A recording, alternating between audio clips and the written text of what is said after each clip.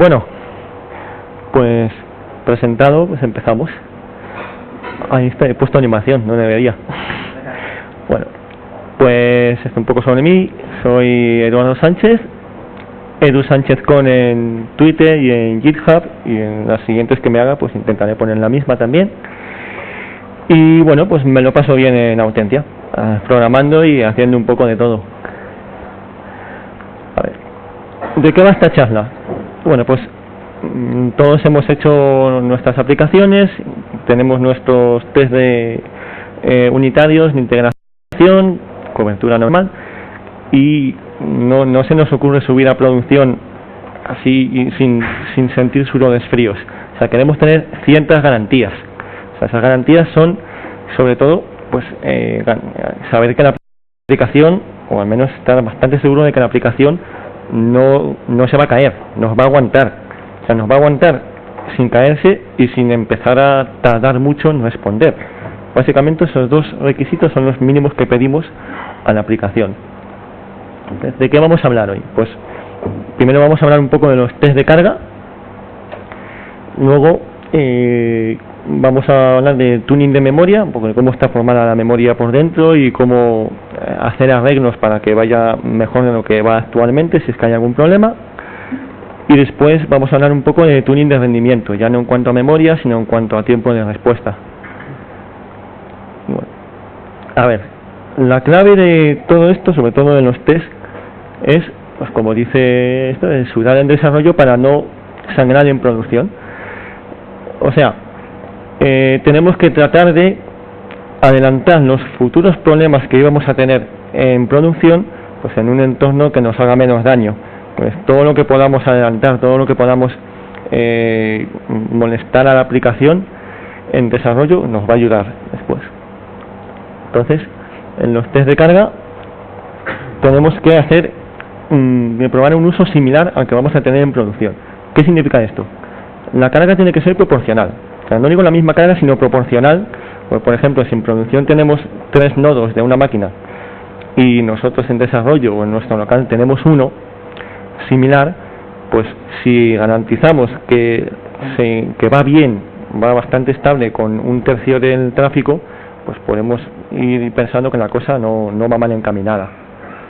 También tenemos que probar una funcionalidad coherente. ¿Qué significa esto? Si tenemos una aplicación que están usando 20 personas en horario de oficina metiendo a lo mejor pedidos, no tiene mucho sentido que estemos probando cómo se comporta cuando empieza a haber 100 logins por segundo, porque no va a haber 100 logins por segundo, va a haber 20 por la mañana y ya está. Entonces habrá que probar lo que se vaya a usar, no cualquier otra funcionalidad simplemente porque nos pille más a mano. Y también, este es el punto más complicado, tenemos que intentar que el entorno sea parecido a producción. Ya veo la cara de risa que pone alguno, porque en muchos casos es casi imposible, no es realista replicar el entorno de producciones según qué empresas, pero la buena noticia es que muchos de los errores que vamos a tener, sobre todo por malas implementaciones o que estamos teniendo estamos pasando muchas veces por algún sitio, esos errores se van a poder detectar incluso aunque el entorno sea bastante diferente al de producción. No nos faltarán los famosos pointer gates que después de haber pasado test de carga en desarrollo dan un fallo completamente diferente en producción solamente porque el entorno era distinto. Bueno, las claves de los test de carga son dos, son medir y monitorizar.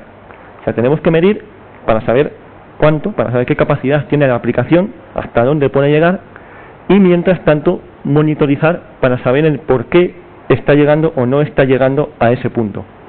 Entonces, medir, ¿qué medimos? Pues podemos medir el tiempo de respuesta, se llama la latencia, el tiempo de respuesta de cada una de las peticiones que hagamos.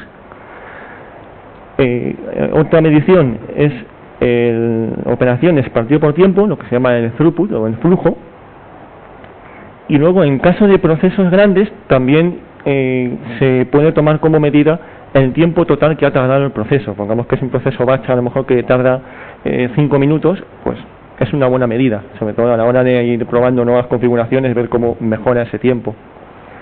¿Y qué monitorizamos durante los test de carga? Pues solamente con las mediciones no sabemos el por qué no estamos llegando a donde queremos. Entonces tenemos que tener un ojo puesto siempre en el sistema, en el uso de CPU, del uso de discos. Es que estamos usando un uso intensivo de ficheros. Aparte del sistema, también la JVM, tanto la memoria interna, el heap, como los Garbage Collector, nos van a dar mucha información sobre el estado de nuestros tests. Y luego muchas más herramientas que tenemos para monitorizar, tanto logs como profilers, tanto por instrumentación como por sampling. Vamos, tenemos de todo para poder mirar cosas. A ver, vamos a hablar un poco de los tipos distintos de test de carga, sobre todo los que yo he solido usar, load test a secas, que se trata de probar un uso similar a producción. Es mantener una carga durante un tiempo determinado y ver que la aplicación se comporta bien y va estable tanto de tiempos como de memoria. ¿Cómo podemos saber cuánta es esa carga? Pues varias maneras. Puede ser por experiencia. Si estamos haciendo una migración, un buen número es pues los datos que el departamento de sostenibilidad o el departamento de sistemas de la empresa nos digan que ya está aguantando la aplicación actual. Luego también ya directamente nos viene ya pedido que se requieren tantas peticiones por segundo o una carga determinada. Pues mira, ya tenemos algo con lo que probar. Y luego, en caso de ir un poco a ciegas, podemos usar el siguiente test que vamos a explicar también para establecer la carga del test del load test, que es el test tiene que ser una carga que tiene que ir creciendo. Entonces, que es la que nos va a poner respuesta ya está. En los primeros escalones, el tiempo de latencia va a ser normalmente el mismo, porque la aplicación hasta ese punto va escalando bien, pero llegará un momento en el cual veamos un incremento bastante drástico de los tiempos de respuesta. Pues ya consideramos que ese ya es el punto en el cual la aplicación ya empieza a no ir tan bien. Y puede ser un buen punto para plantearnos los test de regresión de cara a futuras mejoras. Cuando vayamos haciendo cambios, ya sabemos que en ese momento, o sea, en ese punto de ahí, la aplicación ya empezaba a romperse. Entonces, si se comporta mejor o igual, es que por lo menos no estamos rompiendo más cosas de... Aparte del test de capacidad, pero con un matiz distinto. El test de estrés es darle una carga ya que sabemos que directamente el sistema no puede con ella. La idea es ver cómo se comporta el sistema ante algo que le sobrepasa. Ver si, por ejemplo, empieza a rechazar peticiones, lo cual sería, en la mayoría de los casos, un comportamiento que firmaríamos, o bien empieza a retrasar muchísimo cada una de las peticiones, o directamente podría quedarse sin memoria y caerse. Entonces, una buena práctica en este tipo de test es, después de estar dándole mucha carga, volver a una carga normal para ver cuánto tiempo tarda en recuperarse, si es que se recupera alguna vez, porque hay muchas veces que en este detectamos algún cuello de botella que hace que ya haya que reiniciar el sistema. ¿Cuántas veces, o sea, cuántos sistemas conocéis vosotros que los lunes se reinicia por la mañana? Porque si no el martes se cae. Pues con esto, por ejemplo. Otro tipo bastante importante, sobre todo con el tema de los microservicios, cuando más sistemas externos estemos tratando en nuestra aplicación, más importancia va a tener. Solo que en un punto del test nos cargamos algo. Nos cargamos o bien la base de datos, o bien el sistema de ficheros, o bien capamos una dirección IP hacia un tercero. Ese sistema caído, recuperarse en la aplicación, o por el contrario, a lo mejor tiene las conexiones de manera a fuego y en el momento que fallan ya se cae la conexión y no es capaz de volver a crear otra. Es importante porque esto va a ocurrir muchas veces en producción. En producción no va a estar siempre todo levantado, entonces muchas veces se cae algo de fuera y queremos que impacte lo mínimo posible en nuestra aplicación. Y luego el último test es el SOAK test o Endurance test, que es el test de resistencia, que es que ver la degradación del sistema con respecto al tiempo. En este test nosotros hemos llegado a lanzar el test un viernes por la tarde y dejarlo todo el fin de semana, y el lunes por la mañana ver a ver qué había pasado y comprobar que se había quedado en la máquina sin disco por los logs, pero sin embargo seguía dando respuesta el sistema. Entonces es importante para detectar los problemas que dan la cara después de bastante tiempo. Si es todo cada 24 horas del día desplegada, con un test de carga a lo mejor de media hora no vemos fallos que darían la cara a las 2-3 semanas. Pero si le estamos dando mucha caña durante 48 horas seguidas, vamos a ver cosas que no íbamos a ver antes. Entonces, ¿qué herramientas disponemos? Bueno, solamente algunas de las herramientas que disponemos para hacer test de carga. Pues para el simple hecho de lanzar las peticiones, yo particularmente suelo usar casi siempre JMeter. Yo me encuentro bastante cómodo con ella, es de Java, es multiplataforma, gratuita y tiene muchas configuraciones. Sobre todo yo normalmente suelo testear aplicaciones APIs, pues para HTTP, es que no necesito más. Luego también está LoadUI, que es la suite de carga de SoapUI, es de pago. WebLoad también, y Gatling, que es de Scala, es en Scala y es por código, y va bastante bien, sobre todo para integrarlo en ciclos de integración continua. Puede ser un paso más para como regresión para ver que el sistema no se ha estropeado. Luego, para monitorizar, pues suelo usar bastante JVisual VM, que es como la versión moderna del antiguo JConsole. Es una consola de JMX donde te muestra la CPU, la memoria, los hilos que estás usando. Luego también, si queremos hacer una monitorización más extensiva, podemos usar Java Mission Control con Flight Recorder. Luego hablaremos más de ello después.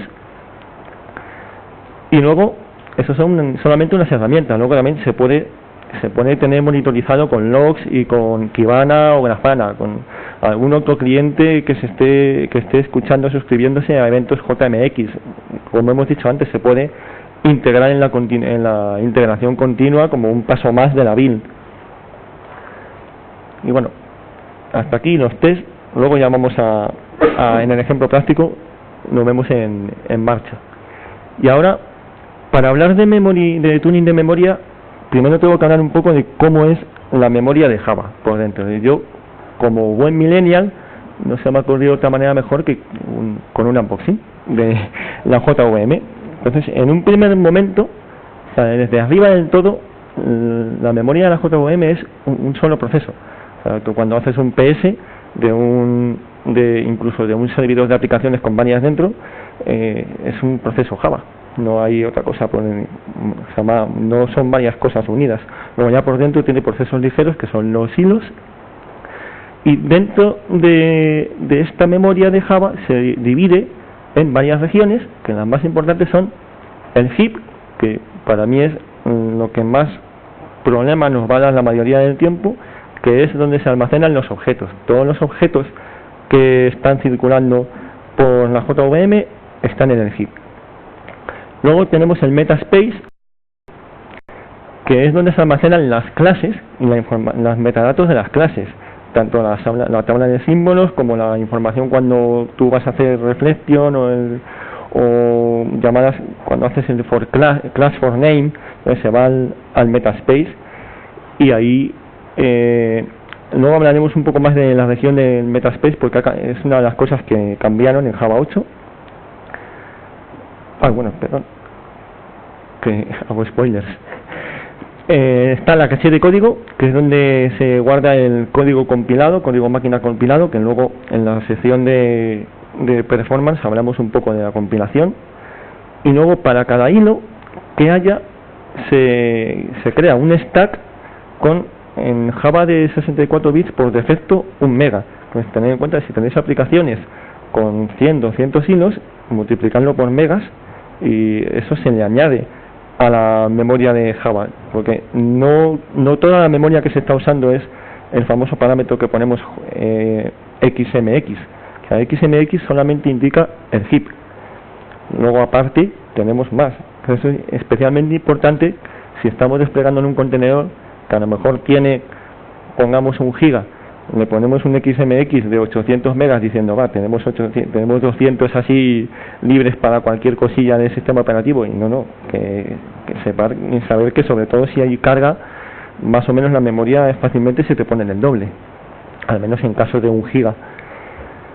Y luego, todas estas regiones internamente se subdividen. Luego, la división del heap la vamos a ver luego más en detenimiento.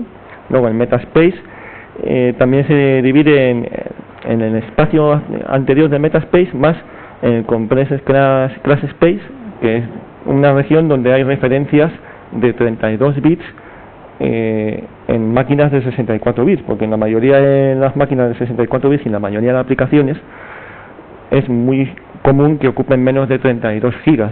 Si ocupan menos de 32 gigas, no tiene mucho sentido que estemos usando direcciones de 64 bits para referenciar cualquier puntero dentro de la aplicación, cualquier clase, cualquier objeto.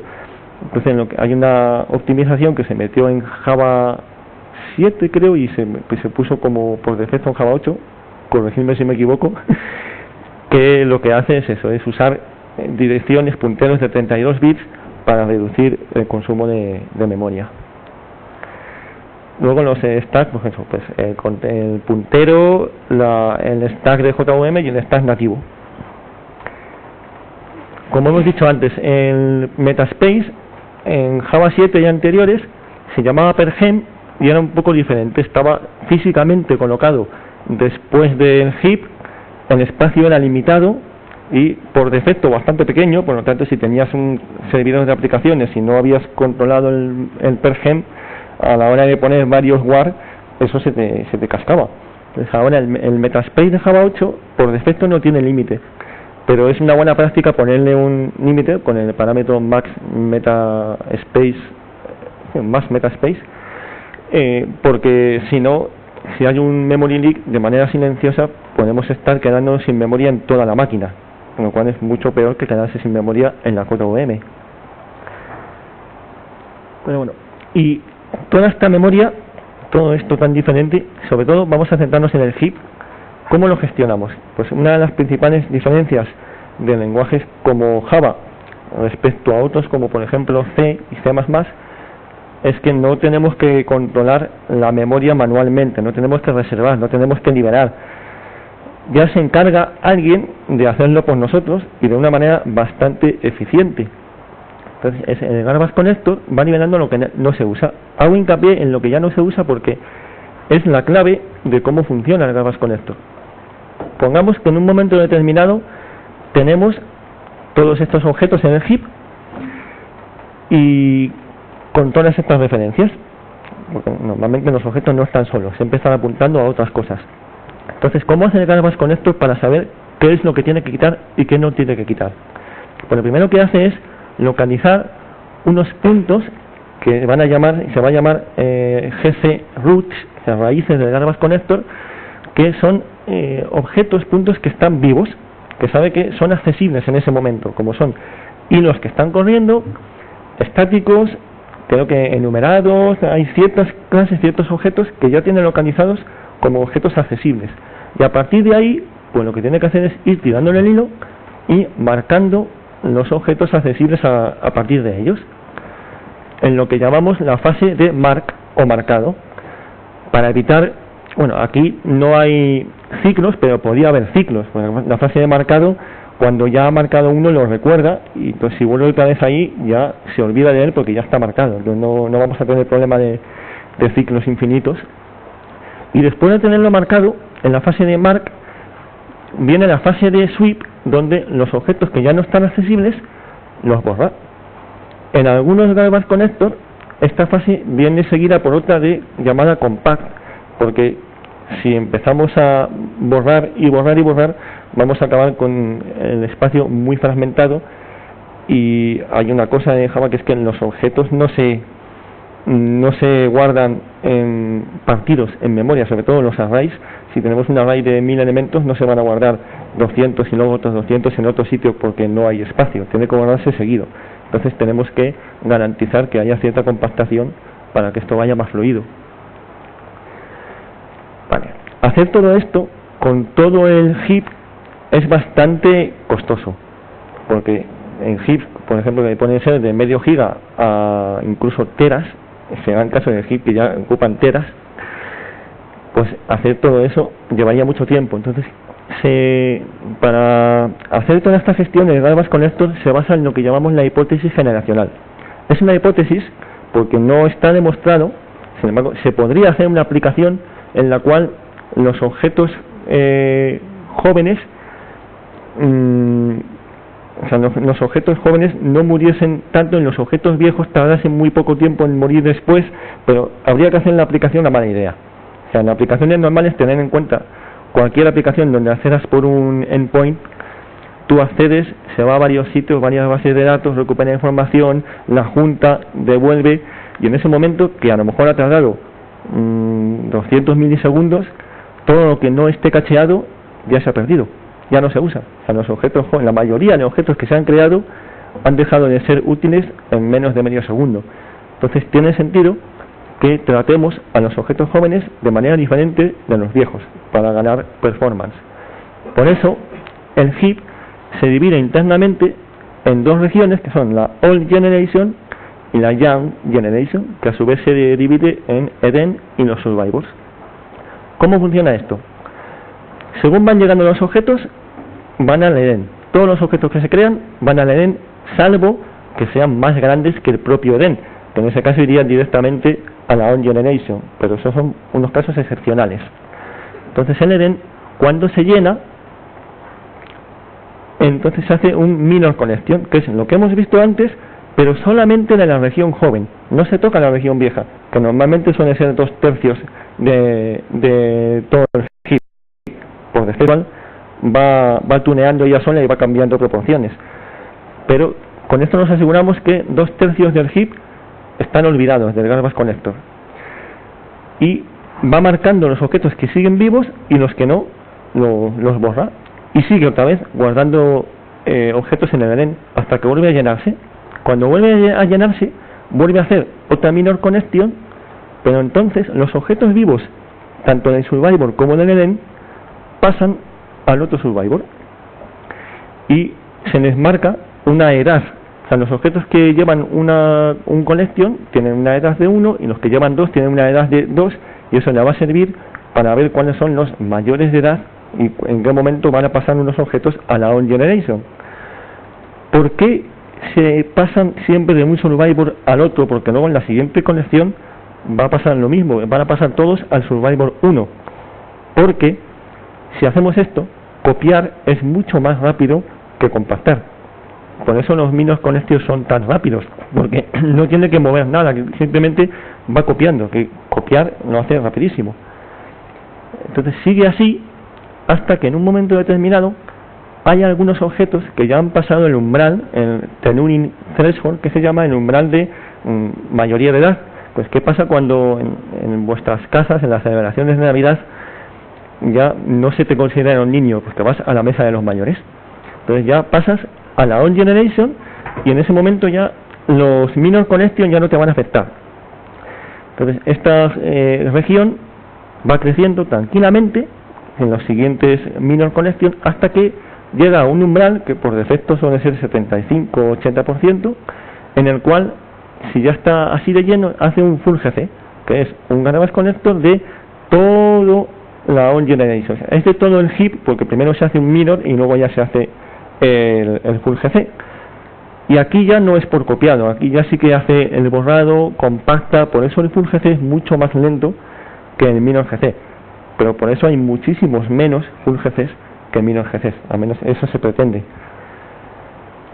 Y una vez que se ha borrado todo lo que se tenía que borrar, pues pasaría a lo que yo llamo el estado basal de la On Generation, y seguiríamos hasta que esto pete por algún lado o al infinito, si es que la aplicación va bien.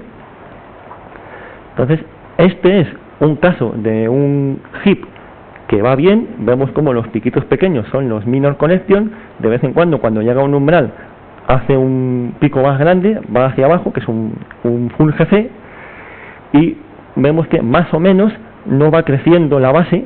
Habría que hacer un soak test de los que hemos dicho antes durante varias horas para ver si realmente no crece o no, pero tiene buena pinta en principio. Un ejemplo de un heap que no iría tan bien es este. Vemos que se van haciendo minor GCs hacia algún full GC de vez en cuando, pero no consigue liberar, sigue almacenando y al final casca. Entonces vamos a hablar un poco de los diferentes tipos de garbage collectors. Hemos explicado el mecanismo teórico con el que funcionan todos, pero luego, dependiendo de cómo hagan esas fases, se pueden dividir. O sea, tenemos en un primer lugar los garbage collectors que llamaríamos stop the world, o sea, parar el mundo. Las fases que hemos visto de marcado, de borrado, lo que hacen es parar la aplicación durante ese momento y realizan la fase, marcan, borran, lo que sea. Tengo que recalcar que creo que a fecha de hoy, en todos los garbage collectors, el minor GC es stop the world. Corrígeme, entonces en general también, no sé, pero al menos en el resto sí, porque no compensa hacerlo concurrente, porque son, en el peor de los casos, con un heap de un giga, yo he visto pues como mucho 3 milisegundos, 4 milisegundos. Entonces no compensa, o sea, paras 4 milisegundos, limpias y sigues. Entonces, en Serial GC hace todo con un hilo, está hecho, es el primero que hubo para máquinas que solamente tenían un core, y en Parallel GC hace también lo mismo, pero con todos los hilos que tiene disponibles. Luego, ¿cómo se tunean estos? Pues bueno, hay bastantes parámetros, pero los básicos son, el primero, el más importante, el tamaño total del heap, el famoso XMX. Pues lo primero que se debería hacer cuando está habiendo problemas de memoria, out of memory, es aumentar el XMX y a ver si con eso se ha arreglado el problema, porque en muchos casos es algo tan poco doloroso como ponerle medio giga más, o bueno, en caso de que tengamos espacio, y se nos quitan los problemas. Luego, aparte de subir el tamaño total, también podemos jugar con la proporción entre la Old Generation y la Young Generation, dependiendo de la naturaleza de la aplicación, de cómo si es una aplicación que guarda mucho estado, pues a lo mejor sí que conviene que tenga una región poderosa de Old Generation, porque va a haber muchos objetos que van a estar conviviendo mucho tiempo. Si es una aplicación, por ejemplo, stateless, que casi no guarda nada, a lo mejor nos compensa tenerlo en vez de un tercio, 2 tercios, a lo mejor nos compensa un 50-50, vamos a ganar más tiempo. Con eso vamos a hacer que haya menos minor connection, y total, como full GCs casi no iba a haber porque era stateless, pues hay que ir tuneando. Lo más importante es, después de cambiar cada cosa, probar. O sea, antes de subir, pero no probar en producción, probar con ciertas garantías de que no estamos yendo a peor.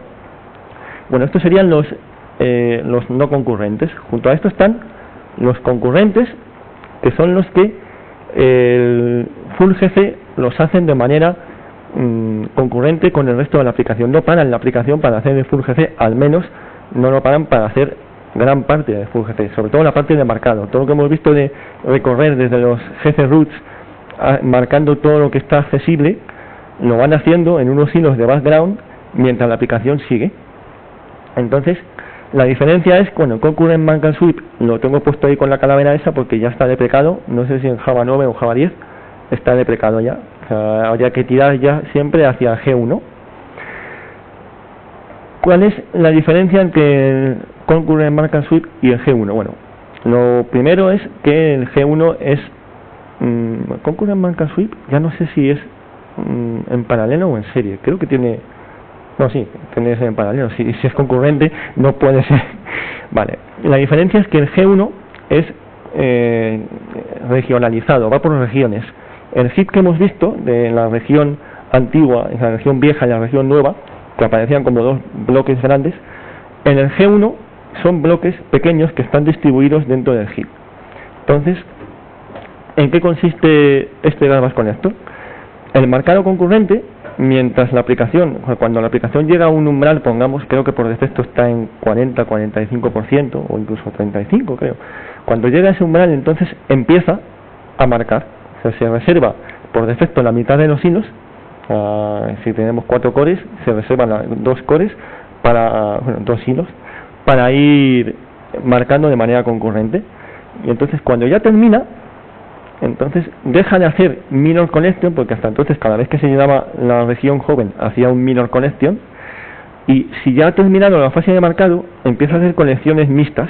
Entonces cada vez que borra todos los objetos que no se usan de la región joven, aprovecha y borra unas pocas regiones pequeñas de la old generation. De esa manera al final va borrando toda la old generation sin llegar a haber hecho ni un solo full GC, simplemente poquito a poquito. ¿Dónde viene el problema? Cuando, por ejemplo, empieza la fase de marcado, sigue la aplicación y antes de que termine la fase de marcado concurrente, la aplicación ha llegado a un punto en el cual tiene que empezar a limpiar porque no puede seguir marcando. Entonces se para la fase concurrente, se para todo y se hace un full GC a la vieja usanza. Que la mala noticia es que al menos hasta Java 10 ese full GC es con un solo hilo.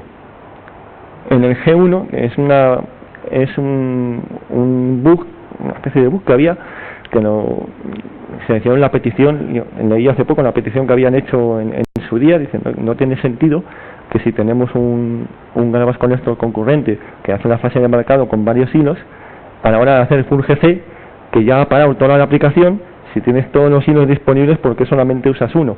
Entonces el full GC en Java 8 con el G1 es especialmente doloroso. Entonces el tuning del Garbage Collector pasa sobre todo en evitar que haya ni un solo full GC. O sea, ¿cómo se consigue eso? Además de lo que hemos dicho antes de jugar con los tamaños de la memoria, tenemos un par de parámetros más con los que vamos a jugar, que son el umbral con el que empieza el marcado concurrente. Si vemos que no está dando tiempo a terminar, pues a lo mejor en vez de empezar al 40%, que empiece cuando lleva el 30%. Entonces ya va a tener más margen para terminar a tiempo.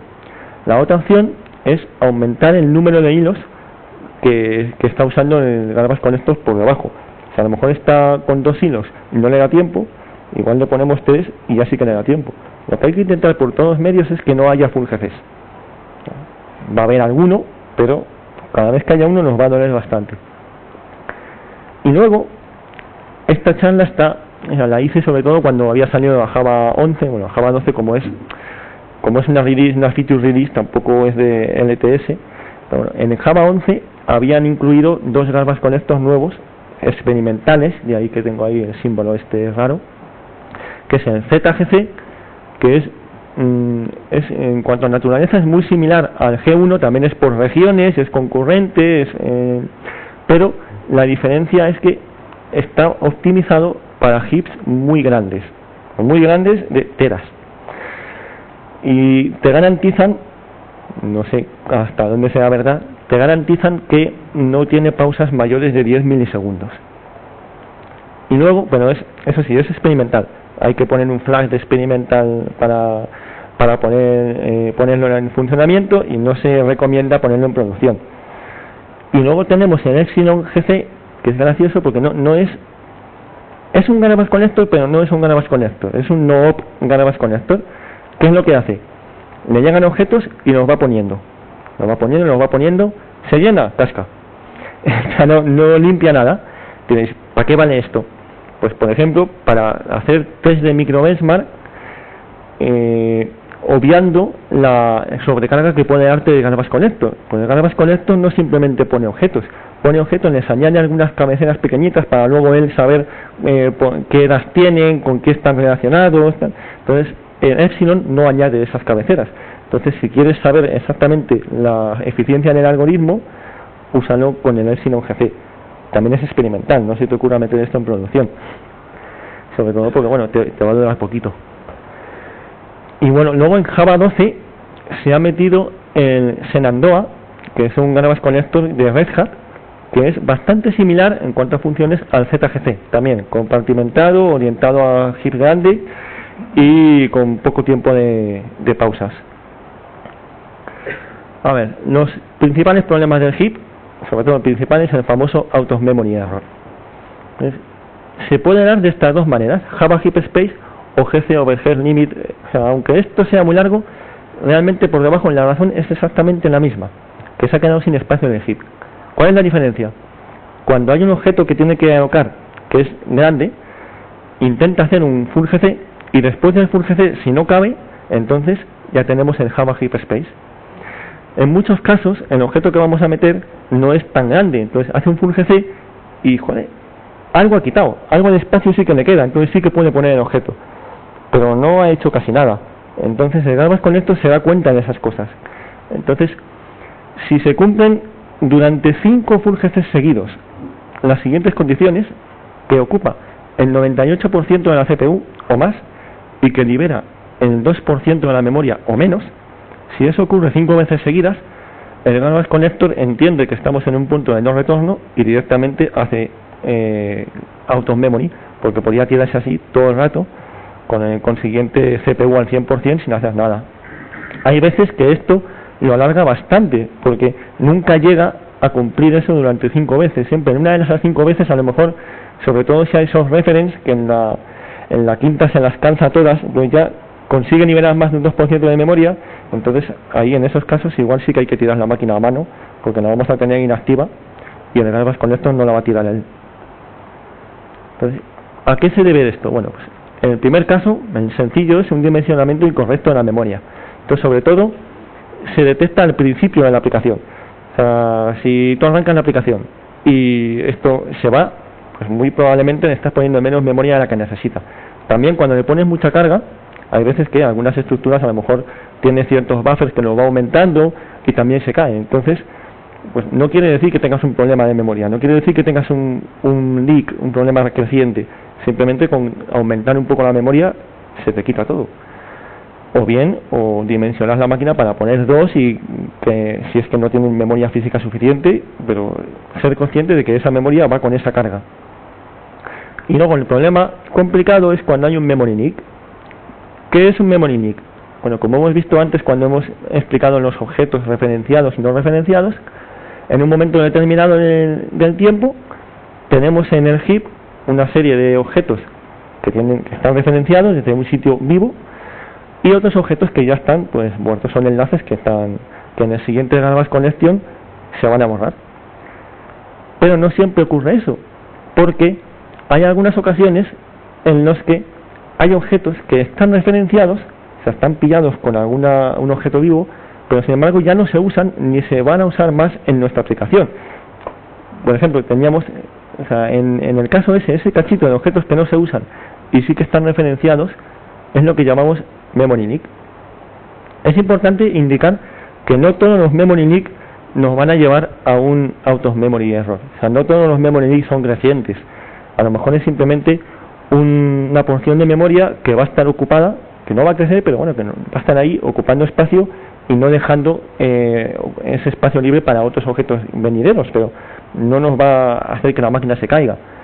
Teníamos en una ocasión un problema con una aplicación que estaba corriendo en un heap de 1 giga y teníamos puesto AOP y no le habíamos indicado una AOP XML donde indicara qué paquetes escanear. Entonces escaneaba todo y guardaba las estructuras en tiempo de arranque que ocupaba 100 megas. Luego aparte teníamos un Grizzly con una configuración que por defecto estaba cogiendo una décima parte del heap, que llamamos otros 100 megas. Entonces en un heap de 1 giga, 200 megas estaban ocupados y no se estaban usando para nada. Entonces con el simple hecho de quitar eso, redujimos los full GCs a menos de la mitad. Pero claro, el full GC cuando estaba en 700 y pico bajaba hasta 500, tampoco tardaba mucho más en volver a llegar otra vez a 700 y pico, pero si en vez de hasta 500 ahora ya baja hasta 300, la cosa cambia. Entonces es importante detectar estos leaks aunque no nos causen un out of memory. Para eso, lo más importante, sobre todo en tiempo de desarrollo y en tiempo de producción, dependiendo del entorno de la empresa, a lo mejor no nos permiten coger un volcado de memoria, pero en tiempo de desarrollo es la opción óptima para poder ver qué es lo que está pasando dentro del heap. Hay muchas maneras de sacarlos. Desde el famoso heap dump on out of memory error, que debería estar siempre en todos los sistemas, que es cuando algo casca, por lo menos que deje evidencia del volcado de la memoria en ese momento. Luego también se puede sacar en cualquier momento, no solamente cuando haya fallado el sistema. O sea, con el comando jcommand, incluso desde Visual, JVisual, JConsole, desde Mission Control, hay muchas maneras de sacar un dump. Luego, muchas de esas herramientas, la mayoría, lo que hacen es un full GC antes de tener el dump, para darte un poco más ligero, y pues total, la mayoría de las veces no quieres ver los objetos que se iban a ir fuera en el siguiente Garbage Collector. Pero puede darse en la ocasión, en el caso de que sí que quieras. Por ejemplo, imagínate que tienes una aplicación que hace muchísimos minor collection cada segundo. Entonces se te está llenando la memoria, estás creando muchos objetos y no sabes de dónde salen. Si haces un heap dump sin ningún parámetro, te hace un full GC y no ves esos objetos. Entonces hay varias maneras según la herramienta. Por ejemplo, con el jcommand, con el parámetro -old, te coge también los objetos vivos. De esa manera, si tienes problemas de creación de muchos objetos, puedes detectarlos con esta. Ahí sacas una foto en ese momento. Y bueno, para analizarlos, yo particularmente siempre uso, yo y todos a los que he preguntado y todos los sitios que he visto, siempre usan el Eclipse Memory Analyzer Tool. No está dentro de Eclipse, es una herramienta aparte. No sé si también funcionará como plugin de Eclipse, pero es una aplicación standalone, es gratuita y está en todas las plataformas, y para mí es súper útil. De hecho, vamos a verla ahora mismo. Entonces, esta es la cara que se te queda la primera vez que tienes que ver un dump. Vamos a ver. Esto me viene bien para descansar.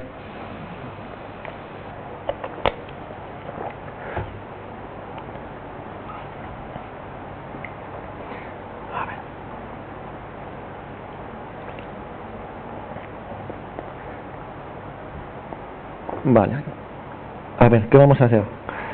Vamos a arrancar una aplicación que está hecha a propósito para fallar con un out of memory error, y tenemos puesto el flag del heap on out of memory para que después puedas ver lo que ha pasado. A ver, es esta.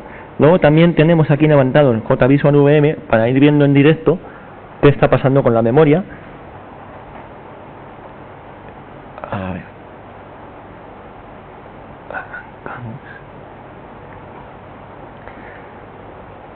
Ya tenemos aquí el heap leak, la aplicación.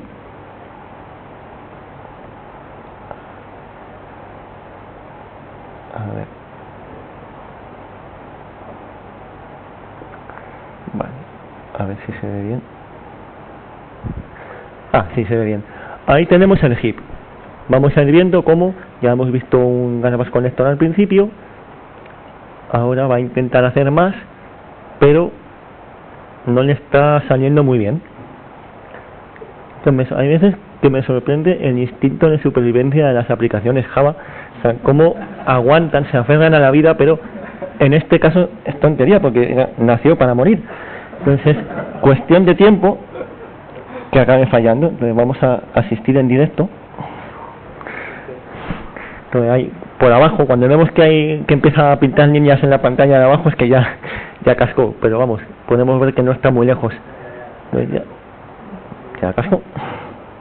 Bueno, pues no ha tardado tanto. A ver, vamos a abrir el Memory Analyzer Tool.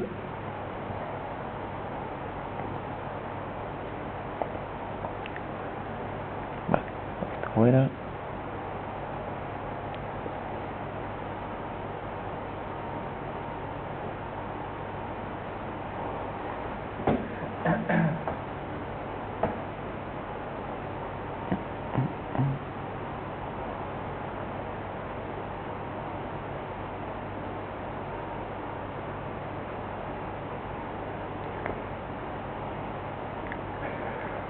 Aquí lo tenemos. A ver, que se vea bien. Bueno, en primer lugar, cuando abrimos el memory, un dump, lo primero que nos muestra es una pantalla que en la mayoría de los casos no nos suele decir nada. Pues esto, mucha gente cuando ve el dump en el programa intenta romperse la cabeza a ver qué es lo que está pasando por ahí, pasar de esta pantalla, pero pasar. Esto lo quitas y ¿qué es lo primero que intento ver? Pues hay dos enfoques, o bien el enfoque de los hilos, a ver los hilos qué es lo que está pasando en ese momento, en el momento de fallar, o ver el histograma.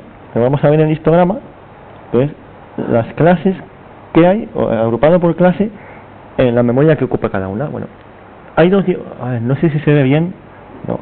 Aquí está el shallow heap y retainer heap. Son dos conceptos muy importantes en el heap dump. El shallow heap es la memoria que ocupa un objeto determinado, que solo el objeto, que es formada por sus referencias y solo por los punteros de las referencias y por los tipos primitivos.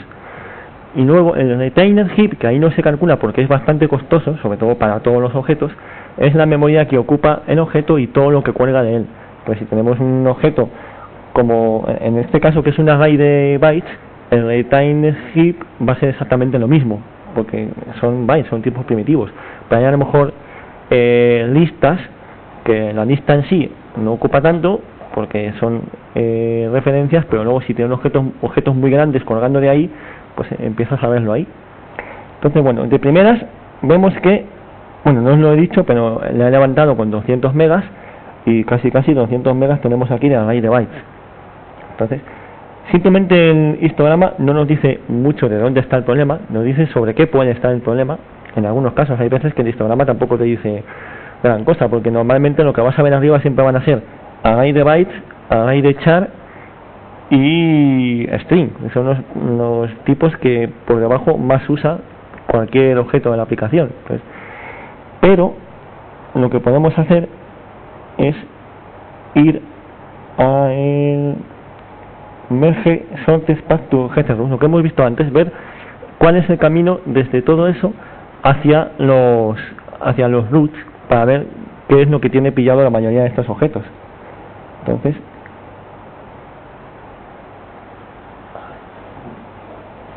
bueno, aquí tenemos ya en el retainer heap que prácticamente esos 200 megas están colgando de un objeto thread que, como nos permite navegar por aquí, tenemos que hay un Java local, hay un linked list que se llama ARR objects, que tiene buena pinta, ¿no?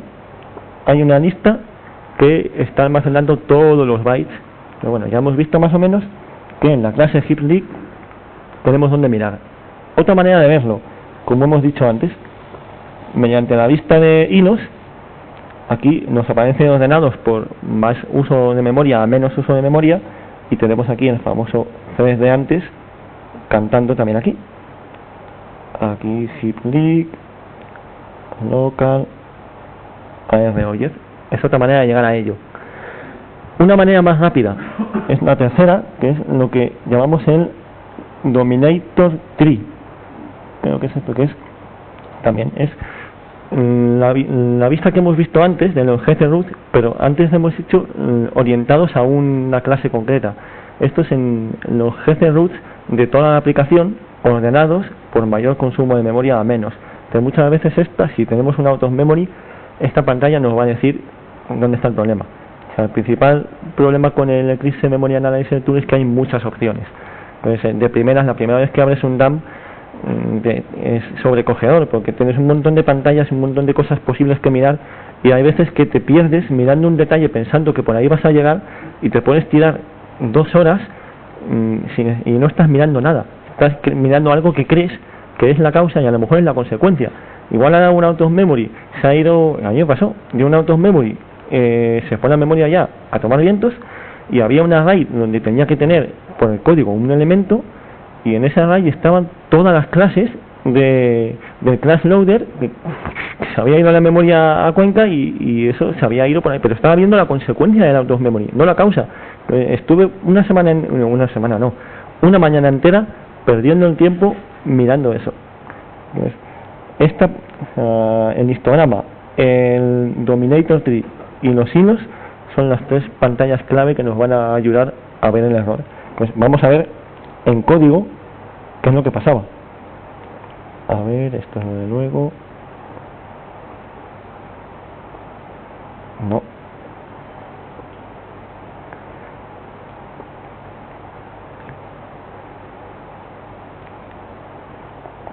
Bueno, la aplicación heap.list es esta.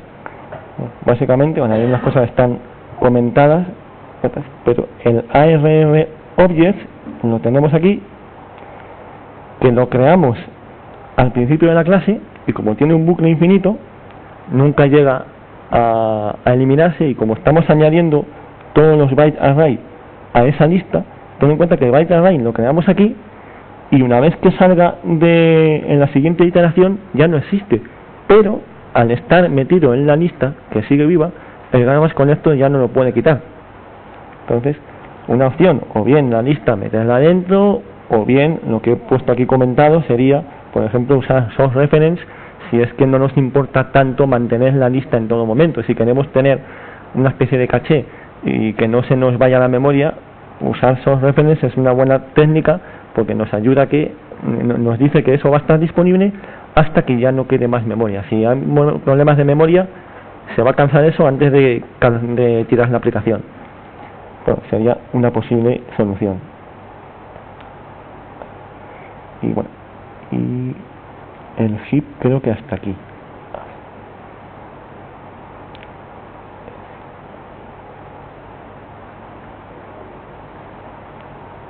Bueno, espera, tengo que ir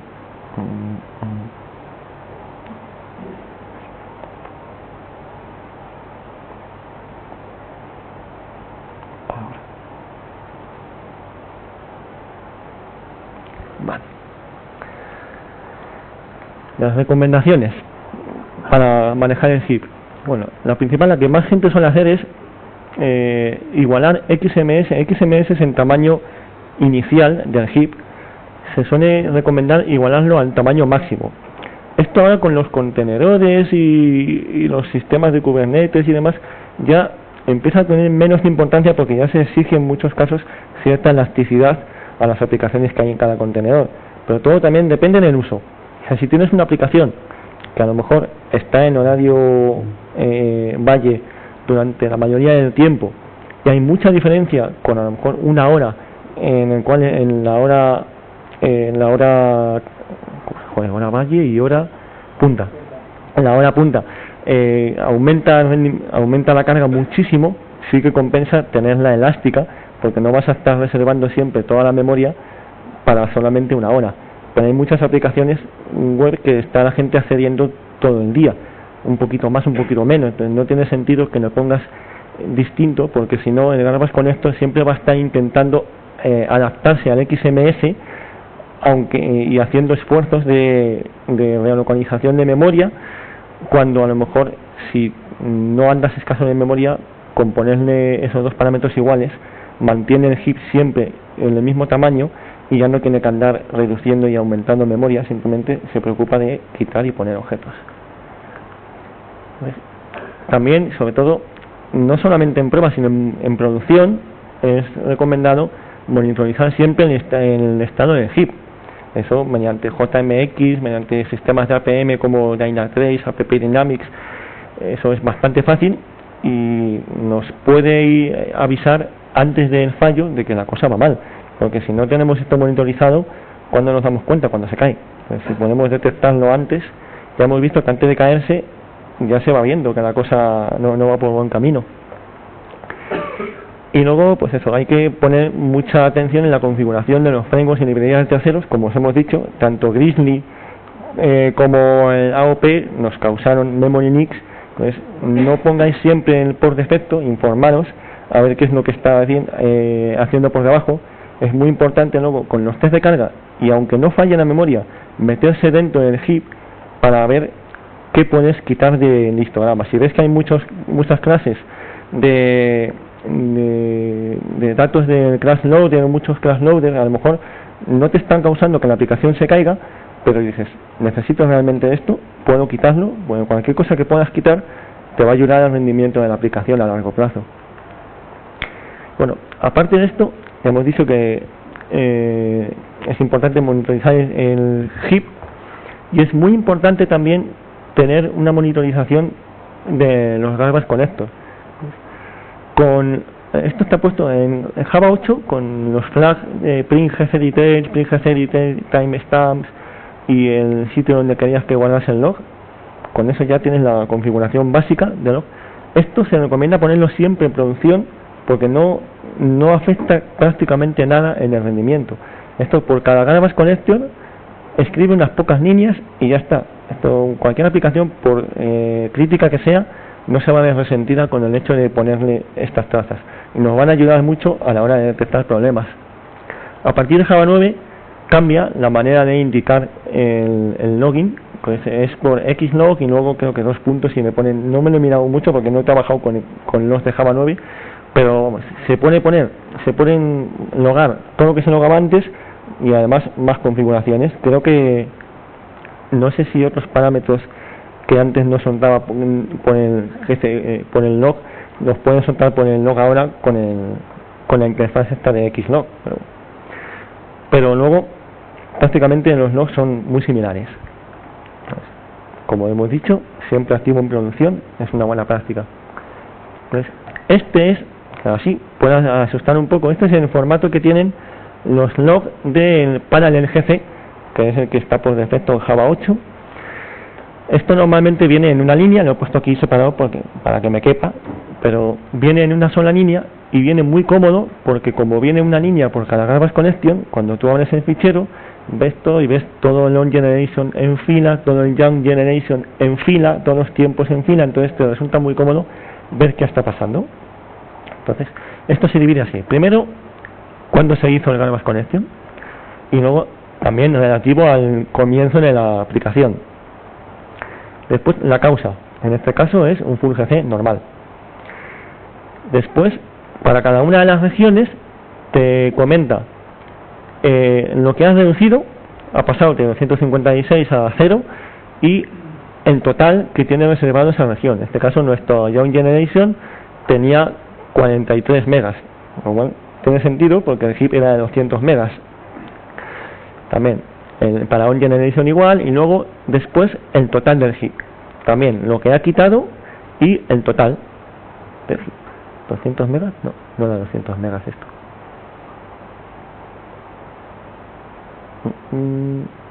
Igual no lo levanté con 2. No, que esto era con un, esto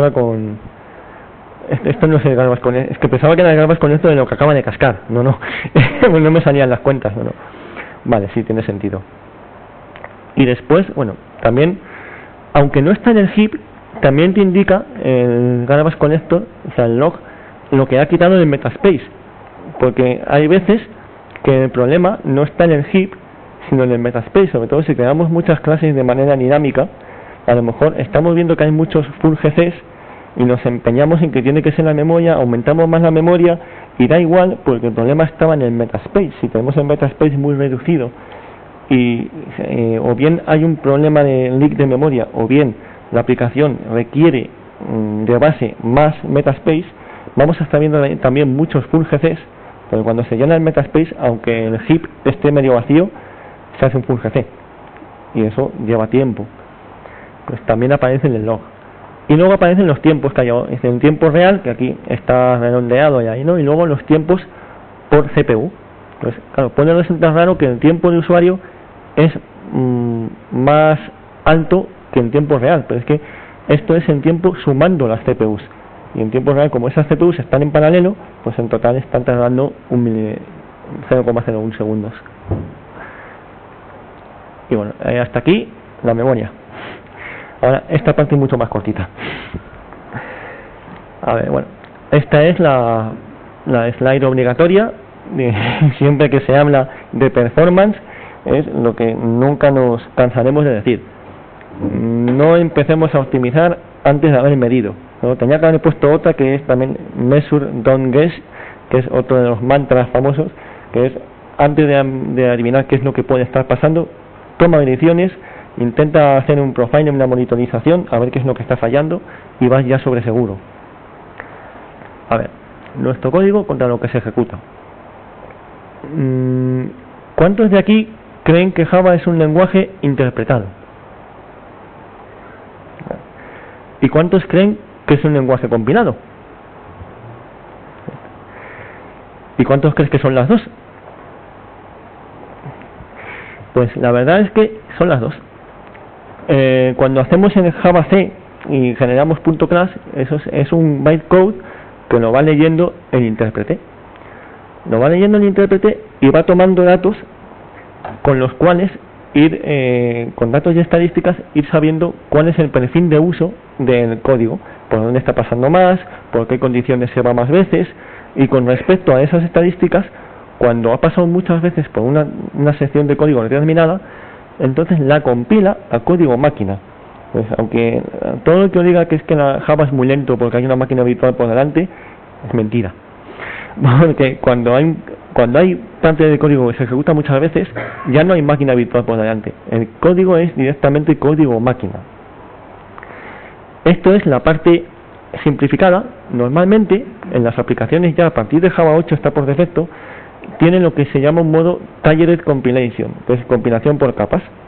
Que este proceso lo hace partido. Primero el intérprete ejecuta el código, cuando pasa por un método o por un bucle unas 1500 veces, entonces considera que es un método caliente y lo compila con una compilación más o menos ligera, así con pocas optimizaciones con el C1, y sigue almacenando estadísticas. El C1 sigue con un profiling para ver cómo va el uso de, a ver si de qué manera se usa un método, sobre todo si hay varios if y siempre pasa por el mismo lado. Entonces esas son optimizaciones que luego tiene en cuenta.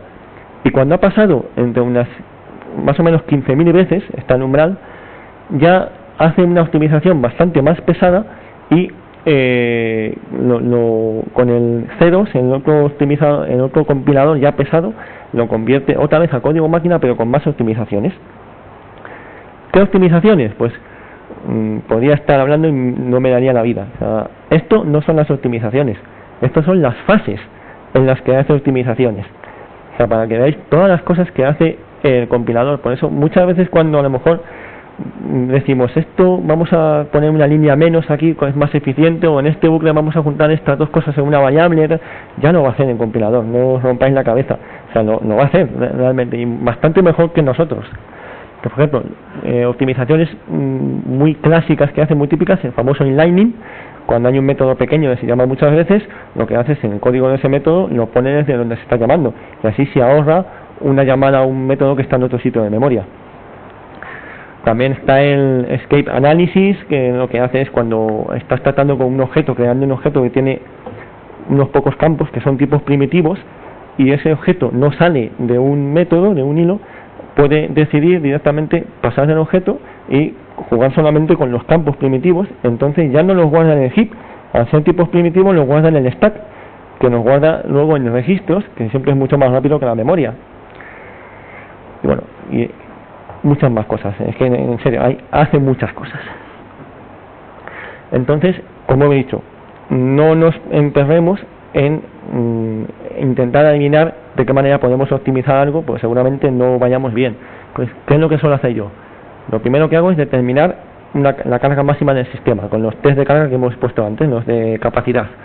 Pues cuando veo que la cosa ya empieza a bloquear, ¿vale? Hemos detectado un cuello de botella, entonces lo localizamos mediante profiling, como vamos a hacer ahora, con Flight Recorder, o bien con otro profiler, o incluso con logs, podemos detectar dónde está el problema.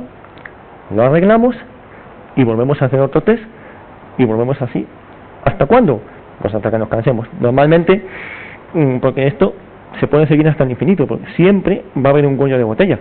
O sea, si no hubiese cuello de botella, el tiempo sería cero, no sería realista. La cosa está es si nos compensa seguir indagando o no. Cuando ya la carga que tenemos requerida la tenemos y el sistema va bastante estable y fluido, pues no nos compensa seguir reduciendo tiempo. ¿Para qué? Si ya tenemos lo que queríamos.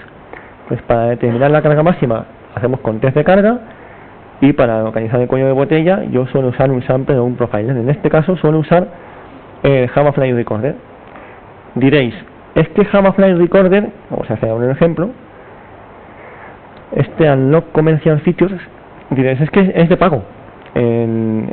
Java Flight Recorder es una característica que tiene Oracle, hasta la JDK 10 tenía Oracle y era de pago, pero la letra pequeña de la licencia nos dice que dentro de los ordenadores de los desarrolladores es lícito usarlo.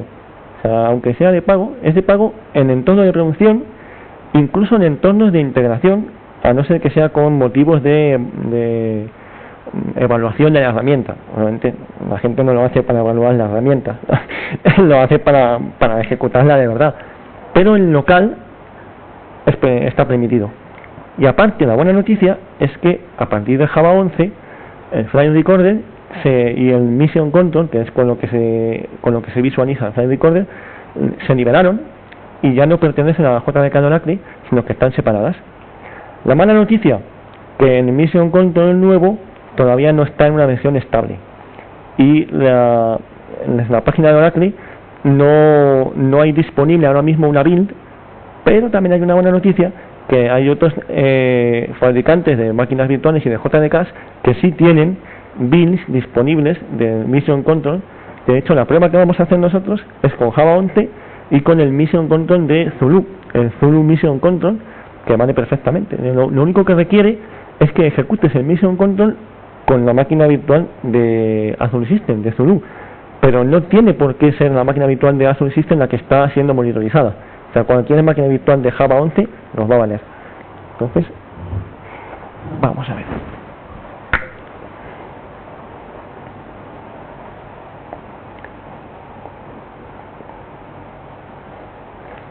Aquí tenemos una aplicación web con un endpoint que tiene algunos cuellos de botella a propósito, y vamos a hacer con JMeter test de carga para detectar dónde está el cuello de botella.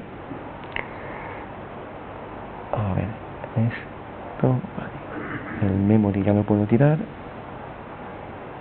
el memory analyzer también, vale.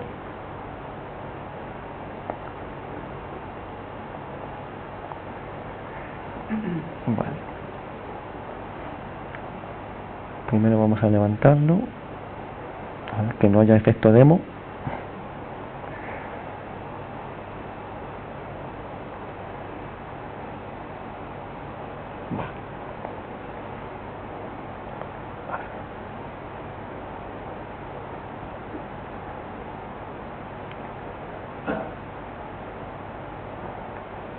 Arrancamos el Mission Control.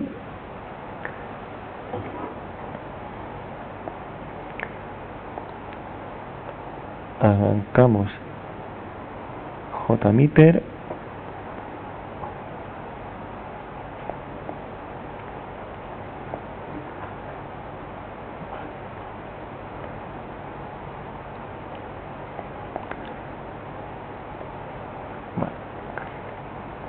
Vamos a tirar contra el bottleneck request, lógicamente.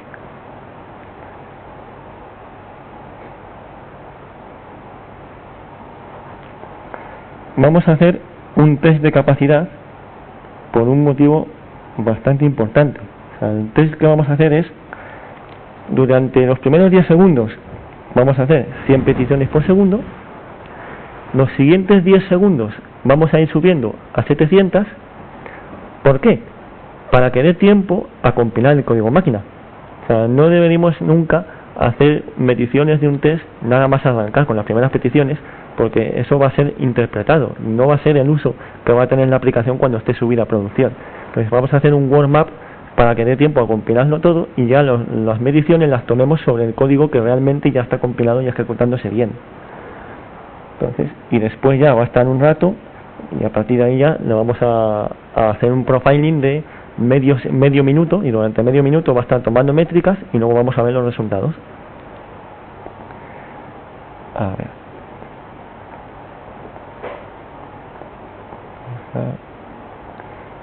Vale, van bien. Aquí podemos ver que durante 10 segundos está, ahora va a subir a 700 y ¡oh! ¿Qué ha pasado? No sube a 700. O sea, tenemos ahí algo que nos está impidiendo y no llega ni a 300. Entonces, bueno, ya hemos localizado nuestro cuello de botella. Hemos localizado que tenemos un cuello de botella. Entonces ahora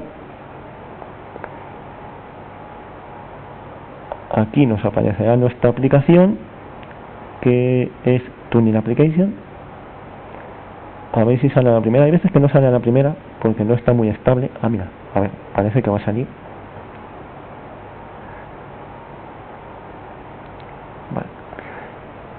durante 30 segundos va a estar cogiendo información. En ese tiempo os explico qué es lo que hay. En este endpoint lo que hace es, cada vez que llamamos, hace 1000 números aleatorios, y para cada uno de esos números usa el patrón comando. O sea, se crea un comando, un algoritmo encapsulado, que lo que hace es una operación que hace otro aleatorio y lo multiplica por ese. Hemos usado el patrón comando de una manera muy particular, que es mediante Spring. No sé si veis aquí lookup, la notación esta es una manera de crear bins con el ámbito de prototype. Pero cada vez que llamamos al método createCommand con el factor, lo que va a hacer es inyectar una dependencia nueva del comando, que curiosamente tiene un constructor en el que ya incluye el factor. Entonces esto, en este caso, lo estamos haciendo así pues por querer molar, porque no está usando nada de fuera, pero imaginaos que tenemos muchos comandos y cada comando tiene inyectados repositorios o otras cosas que quiere usar. Entonces tendríamos que tener todo en la clase anterior para ir pasándoselo a los comandos, y de esta manera con menos código podemos hacerlo. Ya veréis que no es todo tan bonito. Ya hemos cogido aquí está la información, ya puedo tirar el JMeter.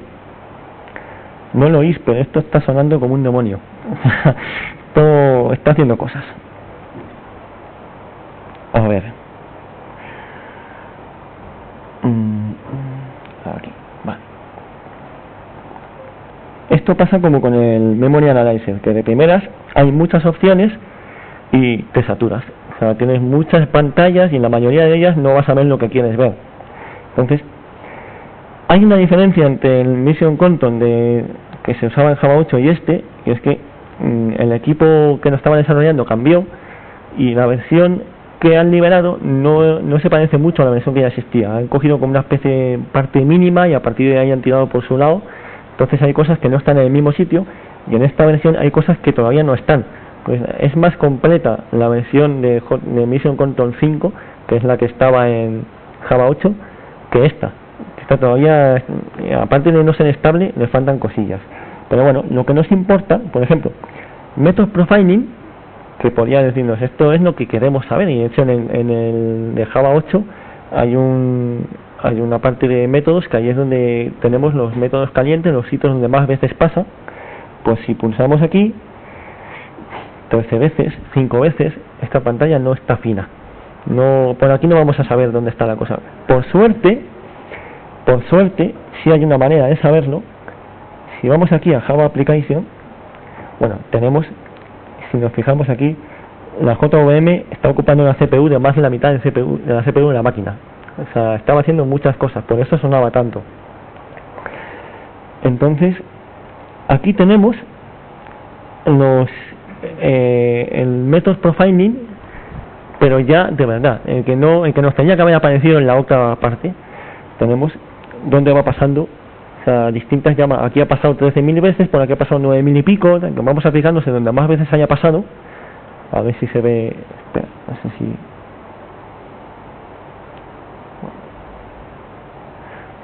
se ve pequeño, ¿no? ¿Nos llegáis a ver bien? Los de atrás se ve algo. Bueno, si no os digo yo lo que está poniendo. En el primero es un new node de hashmap. Entonces vamos a ver que hay aquí. Hay un hashmap put en todos estos casos, que es relacionado con Spring, property region, algo en Spring, y aquí pasa 9.000 veces. Aquí 5.000, otra cosa en Spring, annotation util, find annotation. Igual la idea de inyectar dependencias no era tan buena.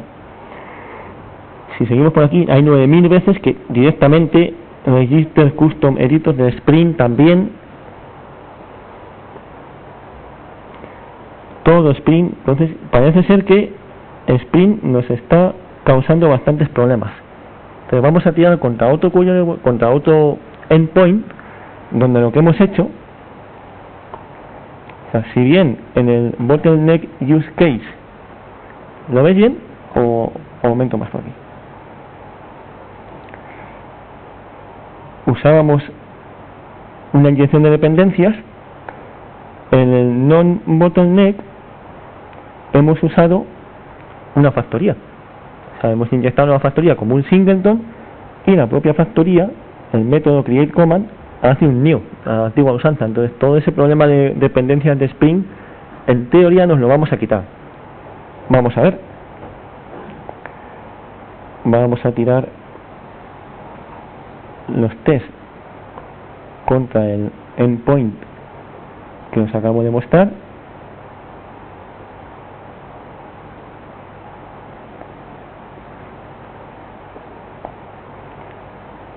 A ver. Vale. Los 10 primeros segundos, 100 por segundo. Los siguientes 10 segundos, pues vemos que ya está subiendo fácilmente a los 700 que queríamos. Ese problema ya nos lo hemos quitado, era Spring. Pues vamos a ver ahora, como hemos dicho, el ciclo de detectar el siguiente cuello de botella. ¿Qué haríamos? Pues otra vez al recorder, ¿ves? Os he dicho que no va fino, pero lo bueno es que esto es como cuando metes monedas en una tagaperras, que a la quinta a la sexta va. A ver.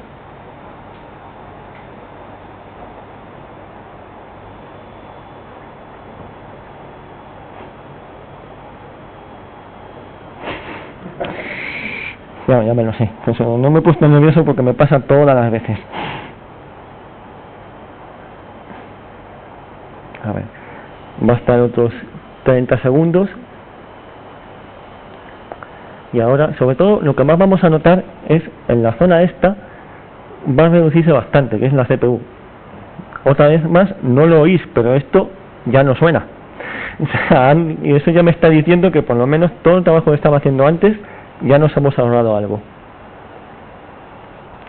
A ver.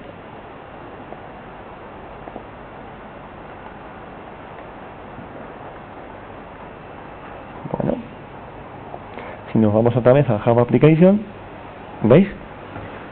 Ya muchísimo menos memoria. Y ahora vamos a hacer lo mismo de antes, por donde hay un doble value of, donde pasa muchísimas veces. También tenemos un random init, donde pasa también muchas veces. Luego está el calculate, que es lo que realmente hace nuestro comando, que debería ser la lógica nuestra de negocio. Esto debería ser lo que ya no va a ser optimizable, pero yo quiero que este wait, que es lo que está esperando desde que llega una petición hasta que llega la siguiente, este debería estar, y lo siguiente que debería estar debería ser el calculate. Lo otro creo que es optimizable. Pues vamos a ver qué es lo que está haciendo por debajo. Tenemos aquí, para empezar, que el command, el calculate, lo que hace es new random, no es doble. Hacer un new random es poco eficiente, sobre todo porque es mucho mejor tener un random ya estático, porque es third save, y ir sacando números de ahí. Pues vamos a sacar por ahí, aparte ya no nos va a salir en el method profiling, ya no nos saldrá el new random. Y luego, ¿qué era lo otro que salía? El doble, no, el value of. Vale, si nos fijamos en cómo hemos hecho esto, aquí he querido molar por encima de mis posibilidades. Entonces, he empezado a usar mucho los streams. He usado un int stream, que como quería luego pasarlo al comando, he tenido que hacer un boxset. Después del boxset tengo un conector que también me vuelve a hacer otra cosa aparte. Entonces, tenemos aquí un improved use case, que lo que he hecho ha sido directamente pasar de los objetos. El propio int stream hace un map to doble, también tipo primitivo. El map create command y el calculate lo he aplanado en un solo paso para que no crear instancias nuevas, y de la misma manera, como ya es tipo primitivo, no tiene que hacer un unboxing aquí. Este usa el improved command factory, que crea un comando que lo que hace es el random estático, como hemos dicho. Entonces, con esas dos cosas, si ahora Mira, como no sonaba, no me daba cuenta de que seguía en test de carga ahí dándole. Entonces, si tiramos contra nuestro optimizado, os voy a decir, esto que vamos a hacer ahora realmente no sería la manera correcta, porque actualmente ya no tenemos un cuello de botella. Entonces, si le hacemos la misma carga, vamos a seguir sin detectar un cuello de botella porque está yendo muy fácilmente a los 700. Pero el JMeter tiene un problema, que es que si haces muchísimas peticiones por segundo, en plan de más de 2000 o así, ya empieza a fallar el propio JMeter. Pues la manera suele ser, desde varios, si queremos probar un sistema muy crítico, pues mini pico yo, mini pico tú, todos contra el mismo sistema. De esa manera podemos hacerlo. Entonces, pero aunque no tengamos un cuello de botella, vamos simplemente para demostrar que ya no pasa por los métodos calientes que pasaba antes, pero que sepáis que en este caso habría que aumentarle la carga para estresar el sistema de verdad. Probamos esto. Se va a comportar igual que lo anterior, va a llegar bien hasta las 700 y de cara a los resultados nos va a parecer que es igual, pero ahí está nuestro amigo Flight Recorder para decirnos que no es igual.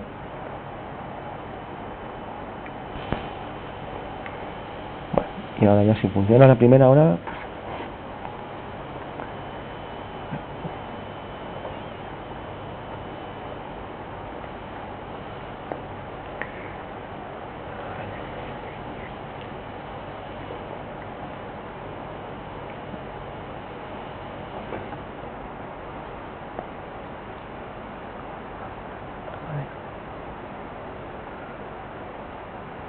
por defecto el tiempo que le pone es 1 minuto, o sea, yo le he puesto 30 segundos porque de sobra, y encima las pizzas ya empiezan a oler.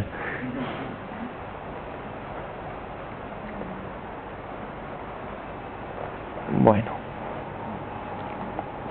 pues aquí, si bien, ¿qué os dije que tenía que ser lo que más ocupase? Pues el wait, porque no le estamos metiendo mucha carga, se pasa la mayor parte del tiempo esperando ahora, y lo siguiente, nuestro propio algoritmo de multiplicar el doble. Ya no hay doble value of ni el unboxing de antes, que ya el sistema, cuando haya una carga superior, se va a comportar mejor que el otro sistema que había antes.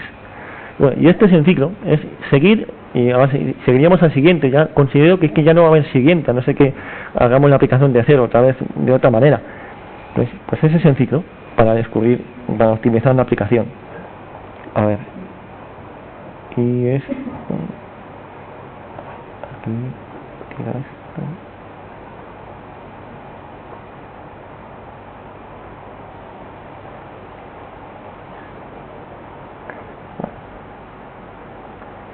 Cuellos de botella frecuentes.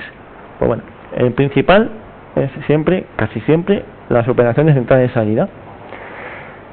Esto se puede paralelizar, o sea, si hay operaciones que no dependen entre sí, hoy en día ya tenemos muchos hilos, no tenemos que estar esperando a la siguiente cuando a lo mejor nos requieren los datos de entrada de la que estamos ejecutando ahora.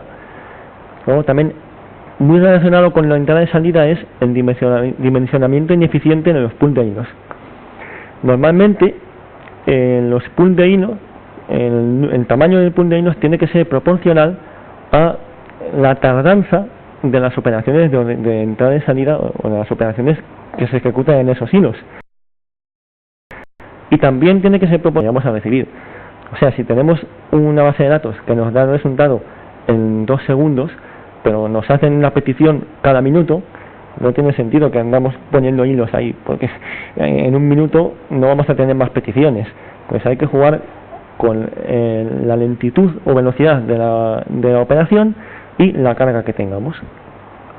Y luego, normalmente, el cuello que más me encuentro es esto, ejecutar muchas veces lo mismo, lo que hemos hecho antes de usar la dependencia en Spring. O sea, a lo mejor estamos haciendo muchas veces algo que tiene una vía más rápida, bien sea por caché o bien sea usando otro mecanismo, como en este caso con un new. Pero la mayoría de las veces que me encuentro con un cuello de botella es esto. Y es bastante grave porque muchas veces es computacional, como hemos visto antes, que sonaba la CPU y se llenaba. Pues ahí, por muchos hilos que le pongamos, el problema está en los cores y no escala. Entonces hay que arreglar el algoritmo antes de andar poniéndole más recursos. Y luego, lo último, que ¿hay alguna manera de hacer algo más eficiente? Por ejemplo, las aplicaciones, el 99% de las aplicaciones, con lo que hemos explicado ya vale. Luego hay un porcentaje pequeño, un nicho de aplicaciones, son sobre todo las aplicaciones de trading de bolsa, pero no las que usamos nosotros para hacer trading, sino que usan bots para hacer trading automático. Entonces, ahí ya las reglas del juego cambian completamente. O sea, no olvidaos lo que os he dicho ahora de no optimizar de antemano. Sí, ahí se empieza ya pensando en la optimización. Pues, por ejemplo, no hay gafas con esto. Esto puede resultar raro, pero no me refiero a full GCs. No hay 1000 GCs. O si los hay, es uno cada hora. Vale, entonces, ¿de qué manera se consigue esto? Pues usando, por ejemplo, para comunicarse entre sistemas con buffers circulares de memoria nativa. Uno escribe, otro escribe bytes, otro lee bytes en las mismas regiones, no se crean nuevas regiones, no se crean objetos. También usan conexiones especializadas que usan estructuras mutables dentro también de esta manera. Siempre suele haber arrays de bytes que se van cambiando. De la misma manera, este tipo de aplicaciones, de librerías, no suelen pasar strings entre los parámetros, siempre pasan char sequence, porque usan otras implementaciones mutables que también, en vez de crear un string mutable, creando un objeto nuevo, copiando el array de bytes, usan el mismo array de bytes y se lo pasan. Pues tienen mucho ojo con la concurrencia, es así, porque hacer eso tienes que tener la concurrencia muy bien controlada. Pero esto ya es otra historia, no tiene nada que ver con esto. Y bueno, creo que ya os he soltado la chapa suficiente.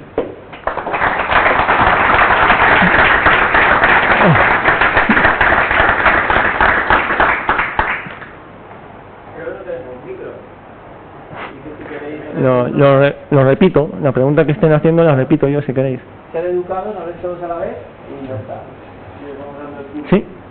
Te quería preguntar una cosa que yo veo más desde un punto de vista de plataforma, que yo no programo Java, yo administro Java, entonces quería preguntar sobre cuál sería el caso de uso ideal a la hora de hacer ejercicios de habilidades, por ejemplo. Por ejemplo, tengo un caso de una aplicación, una API que se accede muy poco, pero por alguna razón se le configuró un XMX muy grande y pues los picos duran horas, es decir, la sierra dura horas. Entonces me pregunto, ¿puedo reducir esa memoria activa muchísimo a una cantidad mucho más pequeña a costa de hacer mucho más cargas con esto?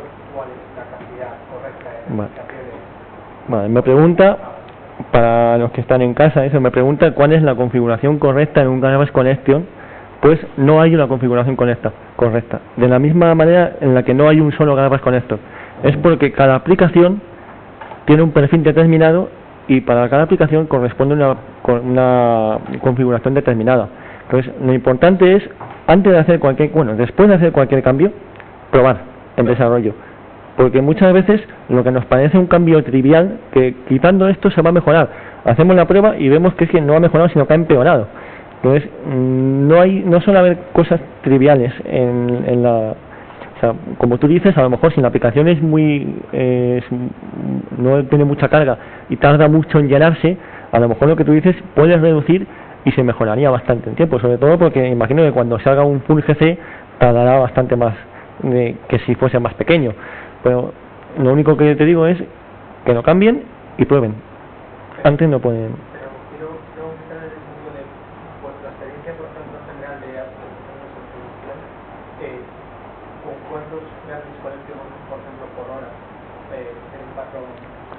Depende mucho de la aplicación. O sea, si es una aplicación, por ejemplo, de WhatsApp, que recibe peticiones de todos los usuarios del mundo, va a recibir mucha carga.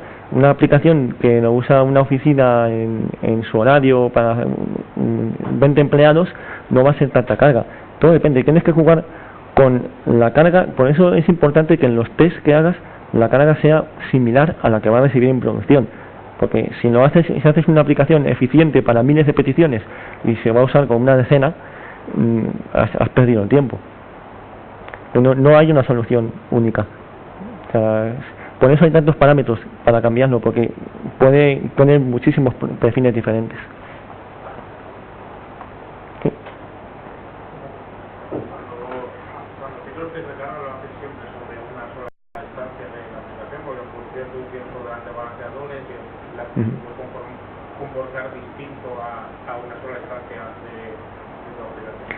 Sí, en nuestro caso lo he hecho siempre con una instancia para acotar el problema a la aplicación en sí. Luego, obviamente, si el problema está en el balanceador, o sea, a lo mejor ha habido casos en los cuales había afinidad con el balanceador, entonces no se balanceaba la carga bien, pero eso ya era un problema del balanceador, no de nuestra aplicación. Pues claro, nosotros a lo mejor habíamos contemplado que la aplicación iba bien con 100 peticiones por segundo, porque había 300 por segundo en producción y había 3 nodos, pero sin embargo estaba recibiendo una casi en las 300. Pues ahí el problema está en el balanceador. Pero sí, o sea, cuanto más test puedas hacer y más por encima, mejor, pero más complicado te va a ser hacerlos y más complicado te va a ser luego ver los resultados. Yo tengo un par de preguntas. Una es, yo siempre he trabajado con el mantra desde hace tiempo de que G1 es para hits grandes, a partir de 4 gigas típicamente. Porque de hecho creo que nació muy pensada para application servers al principio, luego ha ido eso modificándose ese paradigma. Entonces, no tengo experiencia con Java 11, entonces a partir de Java 11 G1 sigue siendo para hits grandes o ya ese mantra ha desaparecido. A partir de Java 11 G1 sí, perdona, me has dicho si a partir de Java 11 G1 sigue siendo orientado a hips grande como estaba orientado anteriormente o ya es más generalista. Bueno, pues tengo que decirte que a partir de Java 9 G1 es el que tiene por defecto, ¿ya? Pese que en Java 9 G1 tiene el problema del full GC con un solo hilo. Pero sí, la verdad es que en cada una de las versiones se mejora bastante en el Garbage Collector y en la mayoría de los casos se puede usar cualquier Garbage Collector, tanto el G1 como el CMS como el Parallel, y no vas a ver mucha diferencia, pero en ciertas aplicaciones sí puede haber diferencias entre unos y otros. El G1 lo que te garantiza es que si está bien tuneado no va a haber full GCs, entonces para casos en los cuales tengas un requerimiento de que ninguna sola petición pase de un tiempo determinado, en un Parallel GC, como te pille el full GC por medio, a lo mejor estás medio segundo parado, entonces esas peticiones ya van a pasar por ahí, no van a cumplir con ese requerimiento. Entonces, por otra parte, si tienes un proceso de lotes que lo que te interesa es que se acabe todo el trabajo lo antes posible, ten en cuenta que el Parallel GC está usando todos los hilos para la aplicación y el G1 durante mucho tiempo parte de los hilos los usa para el mercado concurrente. Todo depende de lo que quieras, pero en casos normales no vas a notar mucha diferencia, al menos te va a funcionar la aplicación bien tanto con el G1 como con el Parallel. No sé si eso responde. Sí. Y la segunda pregunta es el tema de la ergonomía, porque es lo que vemos ahora, las optimizaciones que hacen, ¿no? En el test que tú has hecho de carga has dejado un calentamiento de unos segundos, pero eso probablemente no es suficiente para que aplique las optimizaciones, las OVM, porque hay muchos que dependerán de un uso más... En el compilador C2 el umbral está en 15.000. Ten en cuenta que hemos estado durante 20 segundos dando 100 por segundo y había bucles de por medio. En este caso eran operaciones muy pequeñas y yo sabía que en 100 por segundo de sobra da tiempo, pero sí, tú calculas que tiene que pasar por los sitios más calientes, tiene que pasar unas 15.000 veces para compilarlo al C2. Claro. Sí, hay una traza de log que creo que ahora ya es una de las que están activas con el Xlog, que dice que ya no se muestra solamente con pues está el log de compilación, donde te va poniendo los métodos o los bucles que va compilando. Hay una herramienta que hicieron Chris Newland, que, pues claro, luego lee esos logs. Sí, eso. Y hay una herramienta que visualmente se come esos logs y te dice sobre el código dónde aplicaron esas optimizaciones. Sí. Con lo cual lo podrías ver y podrías ver en qué sitios ha utilizado. Es muy cómodo eso. Es de código abierto también. Muchas gracias. Nada. ¿Nada más?